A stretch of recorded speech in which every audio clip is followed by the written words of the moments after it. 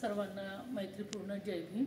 मी पुष्पा बौद्ध आवाहन करते आहे, संविधान डिबेटमध्ये नागपुरातील प्रत्येक नागरिकांनी आणि जे बाबासाहेबांच्या चळवळीचे म्हणतात किंवा अनुयायी म्हणतात, या सर्वांना माझी आग्रहाची विनंती आहे की या सगळ्यांच्या वतीने ज्या आयोजक आहेत यांनी हा कार्यक्रम भव्य दिव्य इतक्या मोठ्या संघर्षाने उभा केला, या नागपुरातील लोकांना आजच्या दिवसाचा कार्यक्रम पाहून मी सर्वांना आवाहन करते की नक्कीच आपण या कार्यक्रमाला या आणि परिवारासोबत येणे गरजेचे आहे। आणि त्याहूनही जास्त विद्यार्थी, कॉलेज स्टुडंट आणि सगळ्यांना या संविधानाची फारच गरज आहे।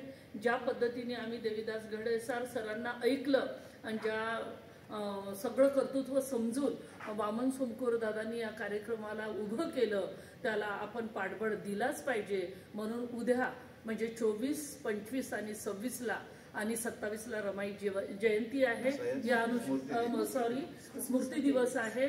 आपण सगळ्यांनी जोमाने नागपुरातील आणि विशेष म्हणजे उत्तर नागपूरच्या लोकांनी एकही खुर्ची खाली न सोडता येण्याचे मी आवाहन करते आहे। जय भीम, नमो बुद्धाय। जय संविधान, जय संविधान, जय भारत, जय संविधान, जय भारत, जय संविधान, जय भारत, जय संविधान, जय भारत, जय संविधान, जय